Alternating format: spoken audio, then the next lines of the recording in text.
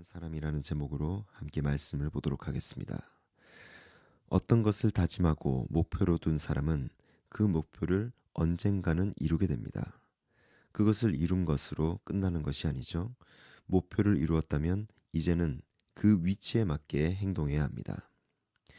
오늘 본문 27절을 함께 보도록 하겠습니다. 오직 너희는 그리스도의 복음에 합당하게 생활하라. 이는 내가 너희에게 가보나 떠나 있으나 너희가 한 마음으로 서서 한 뜻으로 복음의 신앙을 위하여 협력하는 것과. 아멘. 오직 그리스도의 복음에 합당하게 생활하라고 바울은 이야기합니다. 합당하게 생활하라고 하는 것, 그 위치에 걸맞는 삶을 살라는 것입니다. 그리스도의 복음을 믿는다면 누가 봐도 복음을 믿는 사람답게 살아야 한다는 말입니다. 오직 다른 곳에 한눈 팔지 말고 복음을 믿는 사람답게 살라는 강력한 명령입니다. 그렇다면 이렇게 강력한 명령을 받은 이상 우리는 다짐을 하지 않을 수가 없습니다. 복음을 믿는 우리가 복음에 합당하게 생활하기 위해서 어떻게 해야 할까요? 먼저 세 가지로 살펴보겠습니다. 첫 번째는 한 마음과 한 뜻으로 함께 힘을 합쳐야 합니다. 복음을 믿는 사람답게 산다는 것은 혼자만의 힘으로는 될 수 없습니다. 우리는 죄 많고 연약한 인간이지만 주님께서 맺어주신 지체들과 서로 한 몸을 이룰 수 있습니다. 우리가 속한 공동체가 주님 안에서 한 마음과 한 뜻으로 하나가 될 수 있는 것은 우리가 온전히 하나님의 복음을 믿기 때문입니다. 이것은 결코 사람의 힘으로는 할 수 없는 것입니다. 우리에게 주신 복음을 믿고 하나님을 신뢰하며 나아갈 때 성령님이 도와주시기 때문에 가능한 것입니다. 어느 날 5개의 손가락들이 서로 다투면서 각자의 역할이 중요하다며 서로 경쟁을 했습니다. 엄지손가락은 지도자 역할이라며 자신이 중요하다고 주장을 하였고, 검지손가락은 지적인 역할이라며 자신이 매우 중요하다고 주장하였습니다. 중지손가락은 성취를 위한 역할이라며 자신이 가장 중요하다고 주장합니다. 약지손가락은 평화를 유지하기 위한 그러한 역할을 자신이 하고 있다며 자신이 중요하다고 주장합니다. 마지막으로 새끼손가락은 약속을 위한 역할이라며 자신이 중요하다고 주장합니다. 그러던 어느 날 손가락들이 힘을 모아 하나의 손이 되어 일을 해보기로 했습니다. 그 결과 손가락 하나로는 상상할 수도 없었던 그런 일들을 5손가락이 모여 힘을 합치니 거뜬히 해낼 수가 있었습니다. 그리고 일을 하면서 5손가락이 함께 일하는 것이 얼마나 중요하고 또 아름다운 것인지 깨달았습니다. 각자의 역할이 모두 연결되어 하나의 목적을 이루기 위해 함께 협력하는 것이 매우 중요하다는 사실을 깨달았습니다. 서로 다른 역할을 가진 우리 한 사람 한 사람이 함께 협력하면 혼자서는 이룰 수 없는 더 큰 목표를 이룰 수 있습니다. 각자의 역할을 이해하고 존중하며 한 마음과 한 뜻으로 협력하여 일을 하면 더 나은 결과를 이룰 수가 있다는 것입니다. 복음은 이렇게 자신을 앞세워 분열된 우리의 마음을 하나로 만들어주는 그런 강력한 힘이 있습니다.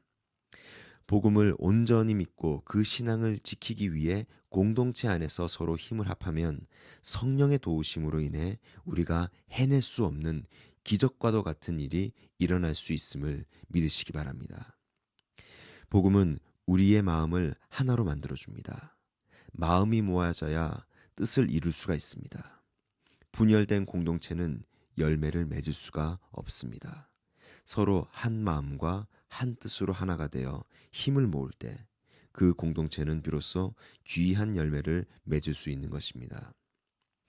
두 번째로, 복음을 믿는 우리는 복음을 반대하는 사람을 두려워해서는 안 됩니다. 사람의 입을 통해 소문은 삽시간에 전파되지요. 그것이 좋은 소식이든 나쁜 소식이든 상관이 없습니다. 지금은 정보화 시대입니다. 언론 매체의 힘이 얼마나 큰지 절실히 느끼는 요즘입니다. 바울은 복음을 믿는 사람의 좋은 소식을 기대합니다. 어떻게 보면 이것은 부모의 마음과도 같죠. 내 자식이 자신의 입으로 잘 살고 있다고 말하는 것보다 주변의 많은 사람들이 저마다 내 자식을 칭찬하며 누구보다 잘 해내고 있다고 자랑한다면 부모의 마음은 기쁨으로 가득 찰 것입니다.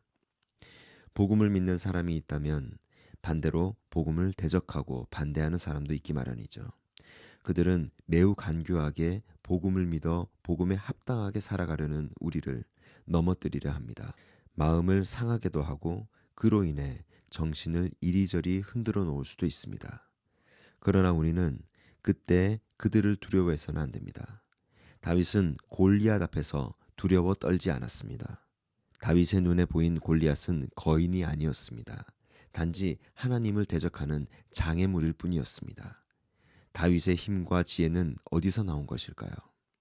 하나님을 믿는 믿음에서 나온 것입니다. 다윗의 승리를 알리는 그 소식은 온 나라에 퍼집니다.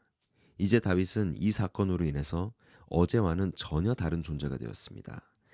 많은 주변 나라에서 다윗을 골리앗보다 더 두려워한 것입니다. 두려움에 사로잡힌 것, 바로 멸망의 증거입니다. 반대로 두려움에서 완전히 해방되는 것, 이것이 바로 구원의 증거임을 믿으시기 바랍니다. 구원에서 벗어난다는 것, 복음을 반대하는 사람들이 오히려 복음을 믿고 그 복음에 합당하게 살아가기 위해 애쓰는 우리를 두려워하게 만드는 것입니다. 복음의 힘은 두려움이 아니라 담대함입니다. 하나님의 능력은 한계가 없고 복음을 믿는 자에게 부어주시는 그 은혜는 그 크기를 측량할 수가 없습니다. 이 모든 것이 하나님께로부터 난 것임을 믿으시기 바랍니다. 마지막으로 복음을 믿는 사람은 그리스도를 위해 고난받는 특권을 누려야 합니다. 고난은 힘든 것입니다. 우리는 삶을 살아가면서 행복하길 원합니다. 꽃길을 걷길 원합니다. 그러나 성장하기 위해서는 성장통이 반드시 수반되는 법이죠. 잘못을 저질러 받게 되는 고난은 고통입니다.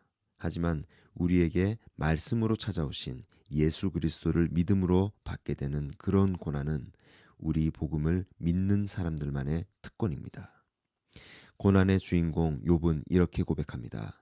내가 가는 길을 그가 아시나니 그가 나를 단련하신 후에는 내가 순금같이 되어 나오리라.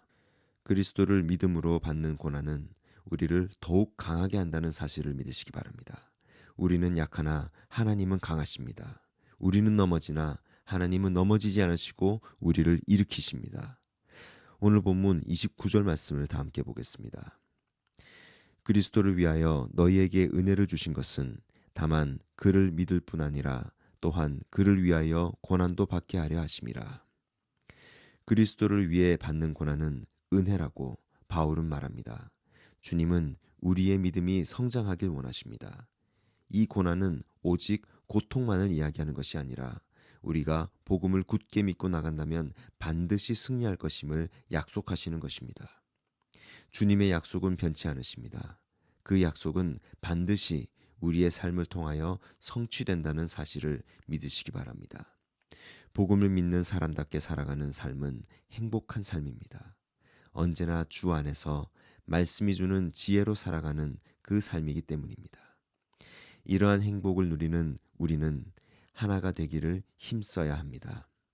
우리의 마음과 뜻이 하나가 되어 서로 힘을 모으려 노력해야 합니다.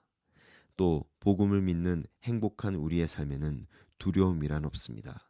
오직 주님께서 공급하시는 은혜를 누리며 담대하게 살아갈 뿐입니다.